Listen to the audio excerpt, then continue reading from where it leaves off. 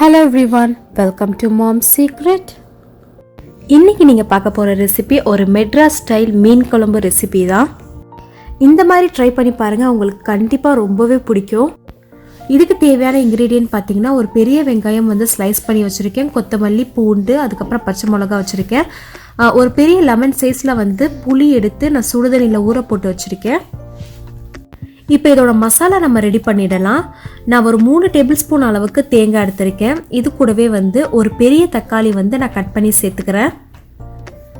இதில் பார்த்தீங்கன்னா நான் ஒரு 4 டேபிள் ஸ்பூன் அளவுக்கு வீட்டில் அரைச்ச குழம்பு தூள் சேர்த்துக்கிறேன். நீங்கள் எந்த பிராண்ட் வேணாலும் குழம்பு தூள் ஒரு 4 டேபிள் ஸ்பூன் அளவுக்கு சேர்த்துக்கோங்க. இப்போ இதை நல்லா பேஸ்ட் மாதிரி அரைச்சி எடுத்துக்கலாம்.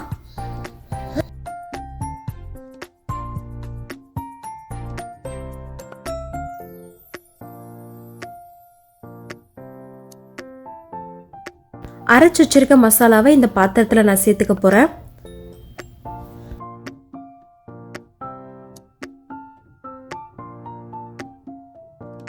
புளி வந்து ஊற வச்சுருந்தோம் பார்த்தீங்களா, இப்போ அதையும் வந்து இதில் நம்ம கரைச்சி சேர்த்துக்கலாம்.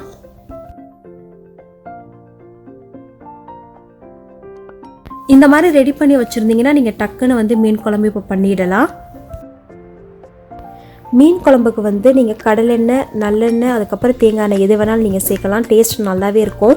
இன்றைக்கி நான் வந்து தேங்காய் எண்ணெய் சேர்த்து செய்ய போகிறேன். ஒரு 5 டேபிள் ஸ்பூன் அளவுக்கு நான் தேங்காய் எண்ணெய் எடுத்திருக்கேன். எண்ணெய் நல்லா சூடானதுக்கப்புறம் ஃபஸ்ட்டு வந்து நான் பூண்டு சேர்த்துக்கிறேன். இப்போ வந்து நம்ம ஸ்லைஸ் பண்ணி வச்சுருந்த வெங்காயத்தை சேர்த்துக்கலாம். வெங்காயம் வந்து நல்லா பொன்னிறமாக வதங்கணும்.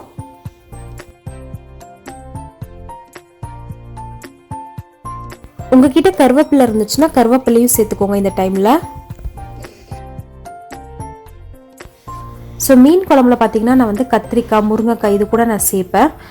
இன்றைக்கி நான் வந்து பார்த்தீங்கன்னா எந்த காயும் சேர்க்காம தான் வந்து மீன் குழம்பு ரெடி பண்ண போகிறேன். உங்களுக்கு வேணும்னா இதில் வந்து நீங்கள் முருங்கைக்காய், கத்திரிக்காய் சேர்த்துக்கலாம். வெங்காயம் நல்லா பொன்னிறமாக வதங்கினதுக்கப்புறம் இந்த டைமில் நான் ஒரு 2 டீஸ்பூன் அளவுக்கு வீட்டில் அரைச்ச மிளகாத்தூள் சேர்த்துக்கிறேன். எண்ணெயிலே வந்து இந்த மாதிரி மிளகாத்தூளை லைட்டாக வந்து வதக்கிக்கோங்க. ஸோ அப்போ தான் கடைசியாக வந்து நம்மளுக்கு எண்ணெய் பிரியும் போது அந்த ரெட் கலரில் வரும். இப்போ நம்ம மிக்ஸ் பண்ணி வச்சுருந்த அந்த மசாலாவை நம்ம சேர்த்துக்கலாம். உங்களுக்கு இது ரொம்ப கட்டியாக இருக்குன்னு ஃபீல் பண்ணிங்கன்னா கொஞ்சம் தண்ணி சேர்த்துக்கோங்க. இப்போ இந்த குழம்புக்கு தேவையான உப்பு நான் சேர்த்துக்கிறேன். நான் ஒரு 2 டீஸ்பூன் அளவுக்கு உப்பு சேர்த்துக்கிறேன்.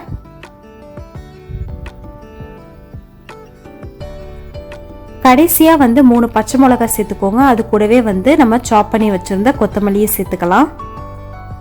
இப்போ இதை நல்லா மிக்ஸ் பண்ணிக்கோங்க. இப்போ இது ஒரு 10 நிமிஷம் வந்து நல்லா பாயில் பண்ண விட போகிறேன். இந்த மசாலாவோட ரா ஸ்மெல் போகிற வரைக்கும் நல்லா பாயில் ஆகட்டும். குழம்பு பார்த்தீங்கன்னா நல்லா பாயில் ஆகிட்டுருக்கு. ஸோ இந்த டைமில் வந்து நான் மீனையும் வந்து நல்லா வாஷ் பண்ணி ரெடியாக எடுத்து வச்சுருக்கேன்.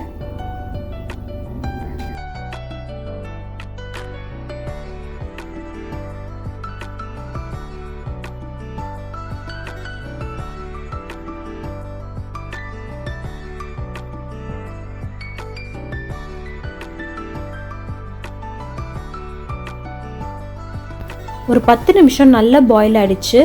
அந்த மசாலாவோட ரா ஸ்மெல் எல்லாம் போனதுக்கப்புறம் நம்ம வாஷ் பண்ணி வச்சுருக்க மீனை வந்து ஒன்று ஒன்றா சேர்த்துக்கலாம். இந்த டைப்பில் உங்களோட ஃப்ளேமை வந்து மீடியம் ஃப்ளேமில் வச்சுக்கோங்க. ரொம்ப ஹை ஃப்ளேமில் இருந்துச்சுன்னா மீன் வந்து உடையிறதுக்கு வாய்ப்பு இருக்குது.